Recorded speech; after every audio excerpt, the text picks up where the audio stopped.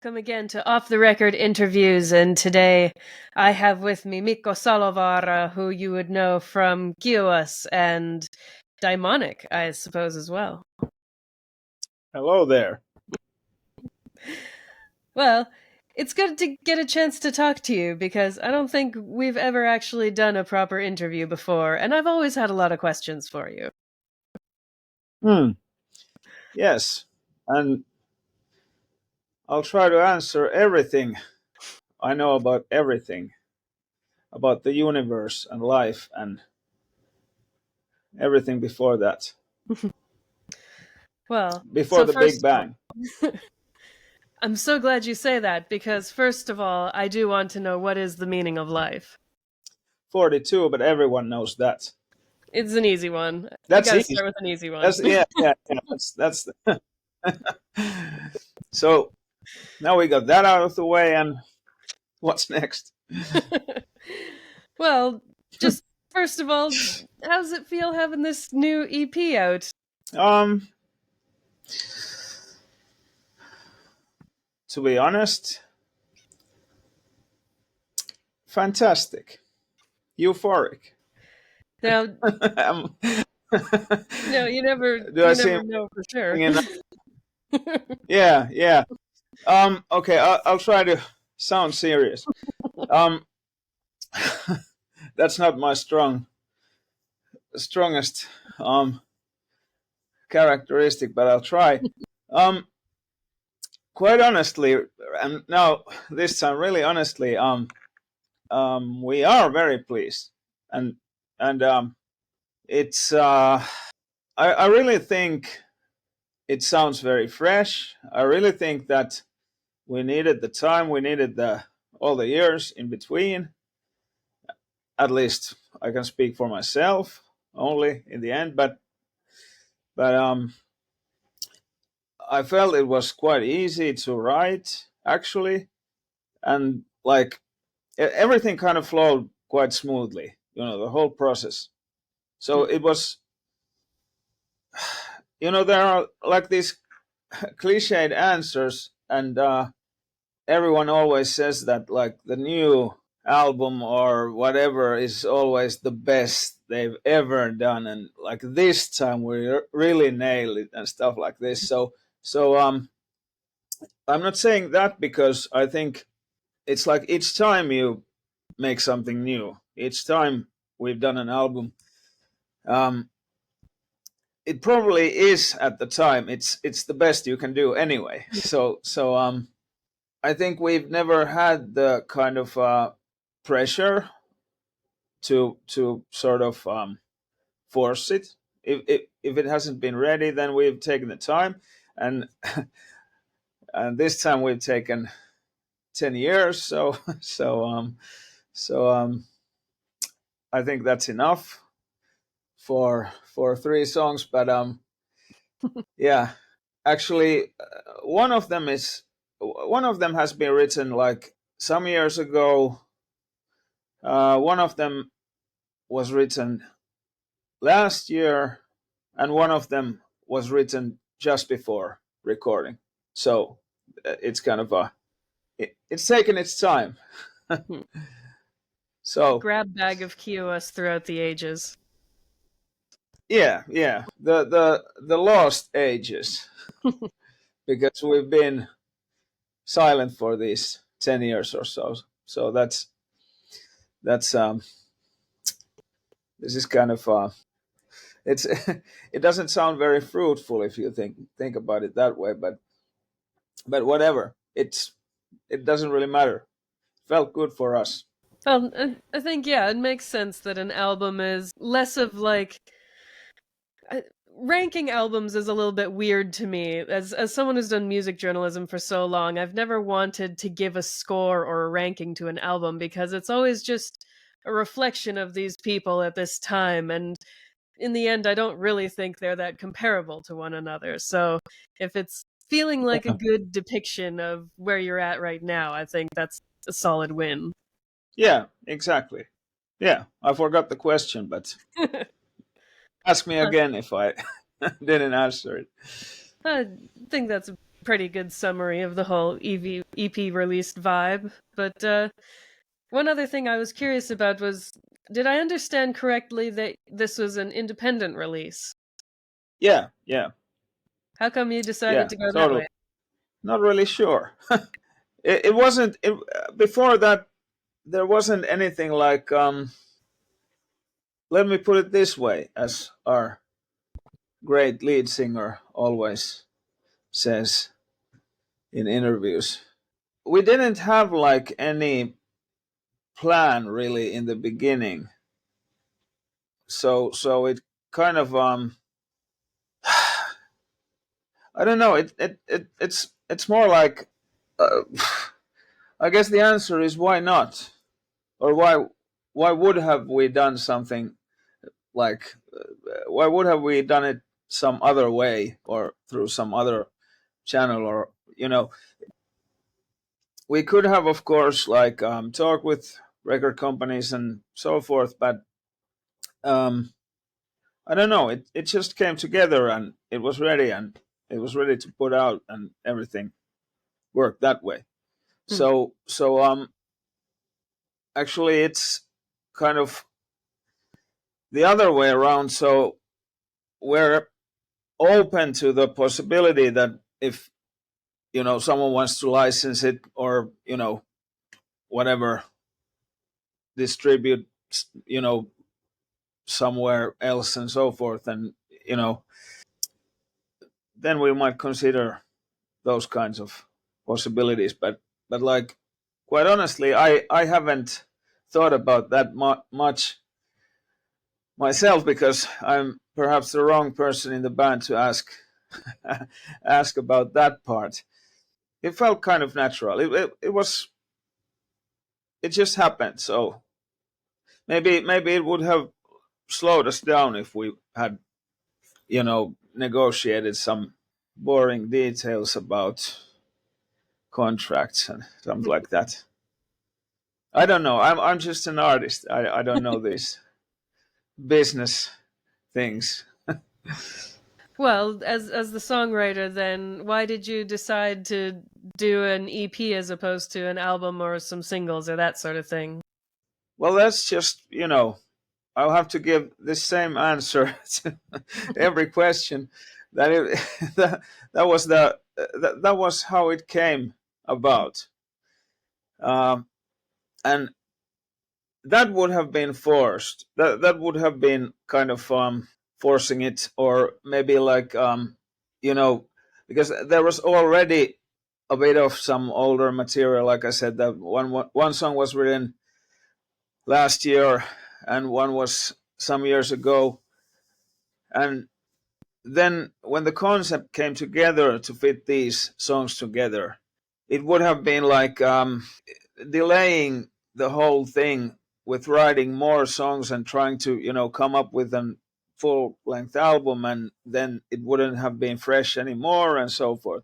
So I think this package was ready, so it was better to put it out like this. It's an introduction to a concept.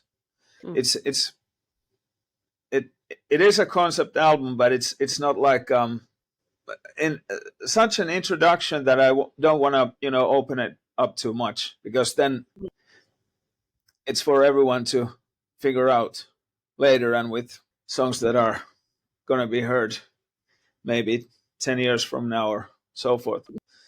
So it's left for everyone's imagination to figure out the meanings, and whatever the storyline is behind it and so forth. So, no asking about what the Wanderer's taken to sea for just yet, at least. I think this sort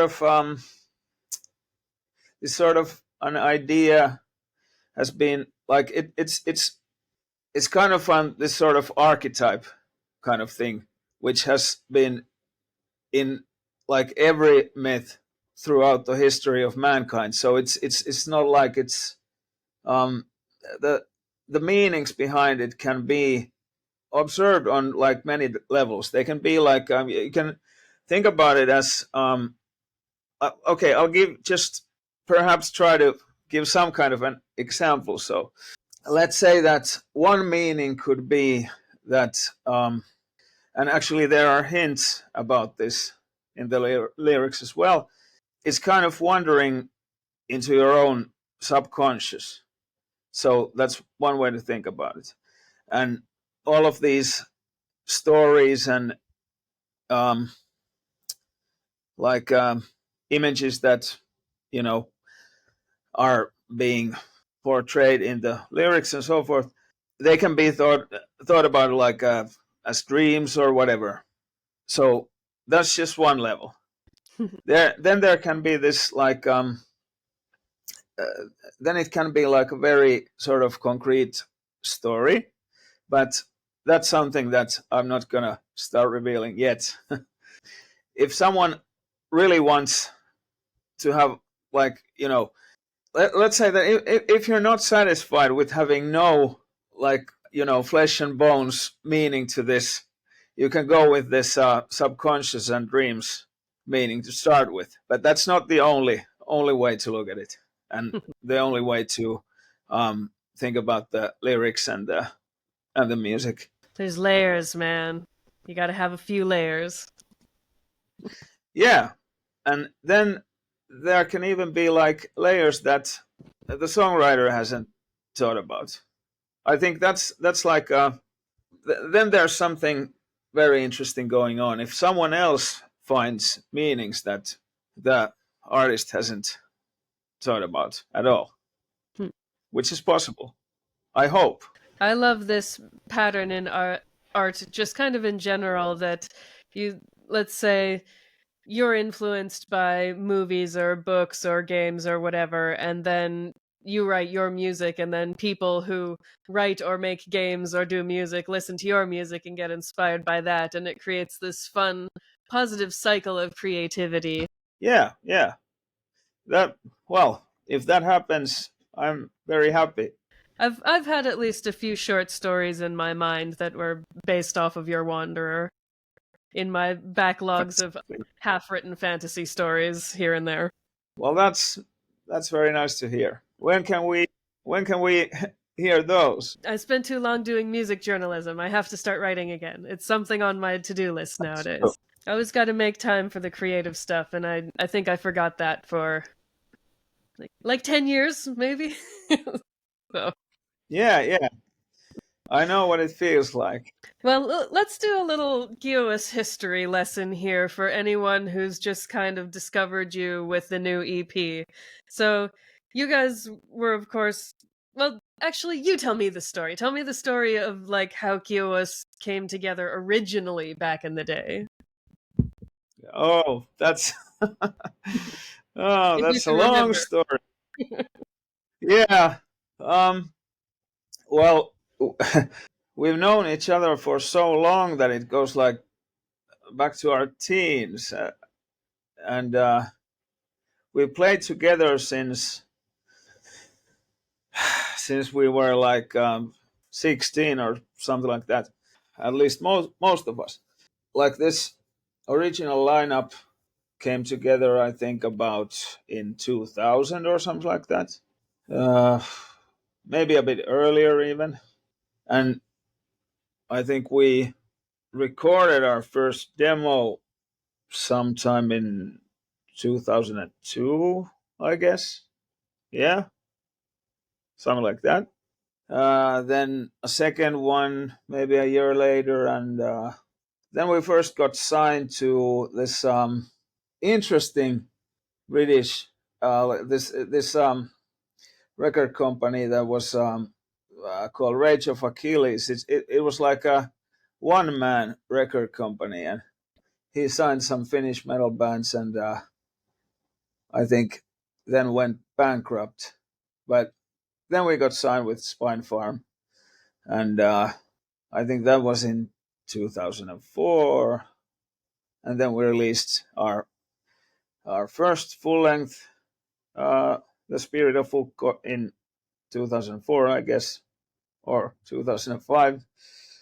Um, yeah, and the three albums after that were kind of, I guess, about 1 year in between each.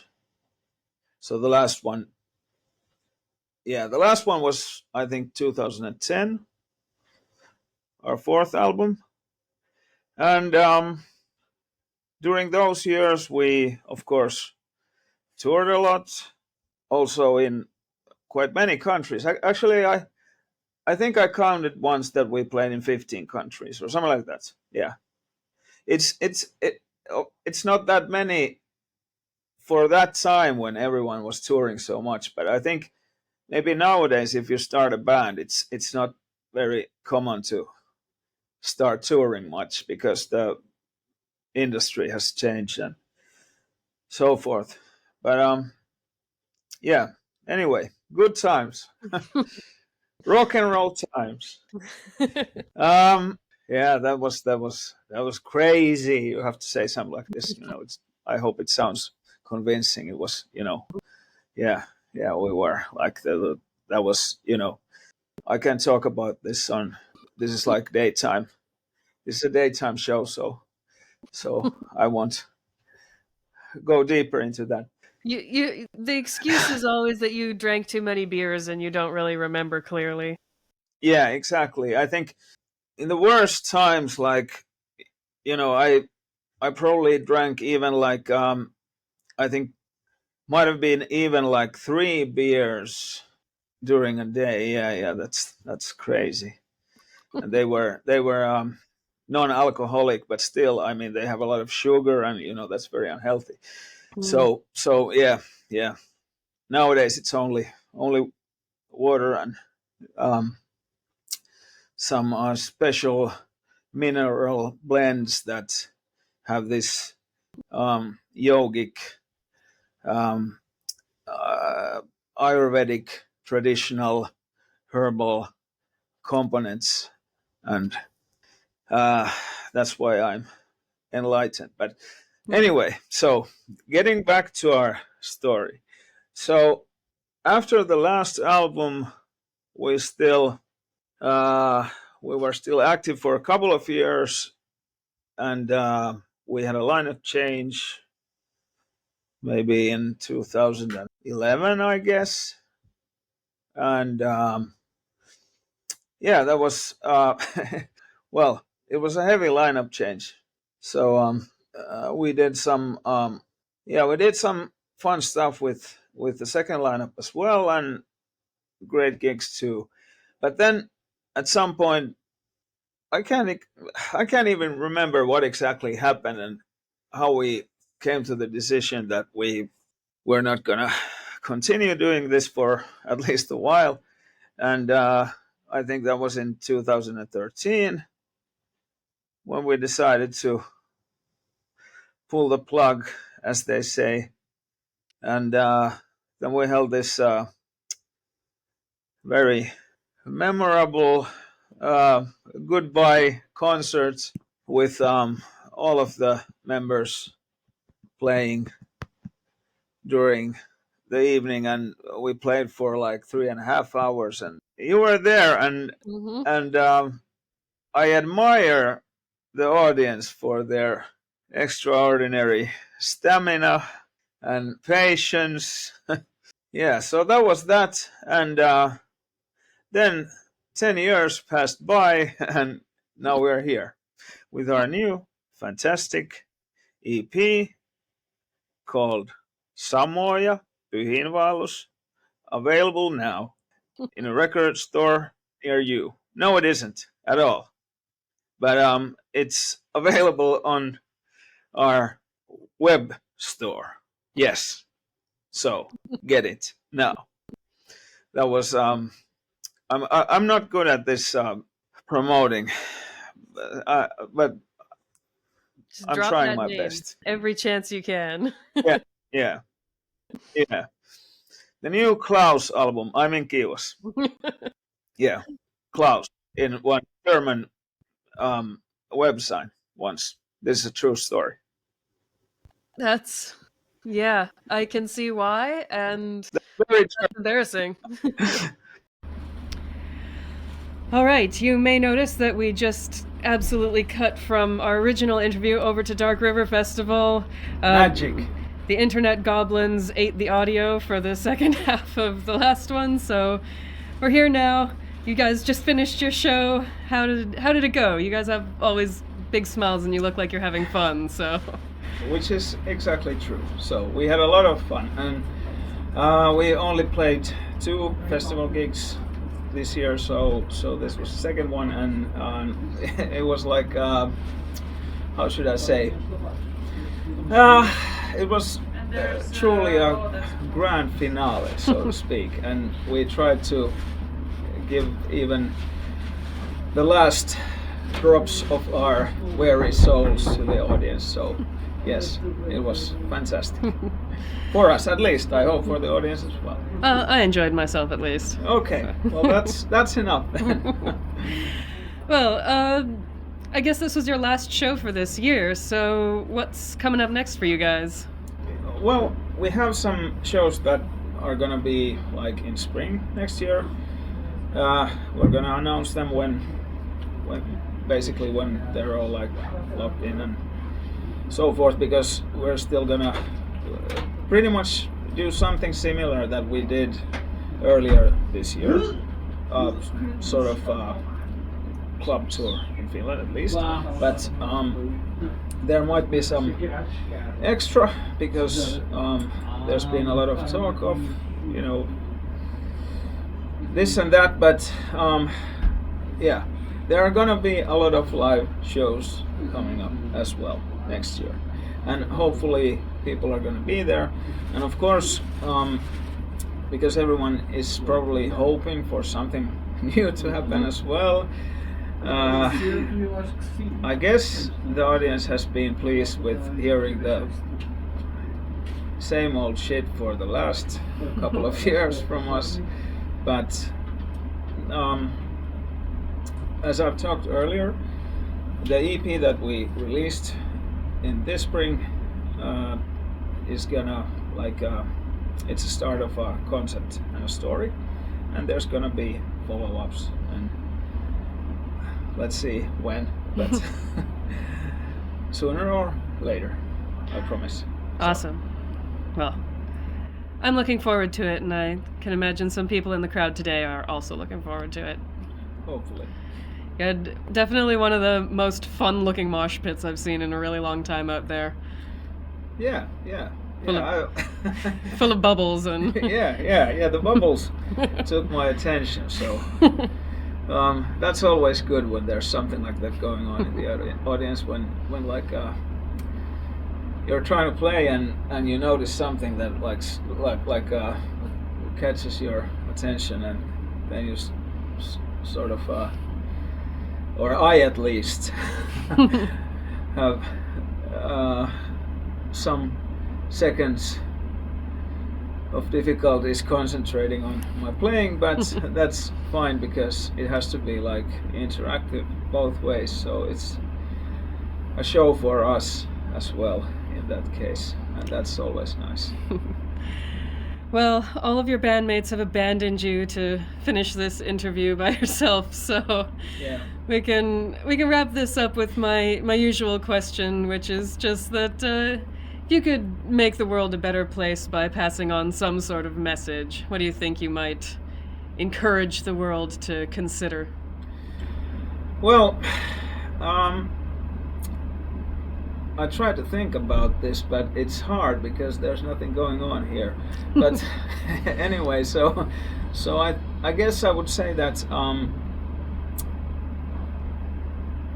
from my own experiences, if we're thinking about like what would be the message from our band, and musically, and like what's sort of in the songs as well, and I guess the people who have listened to Kiuas already know this, but it's I'm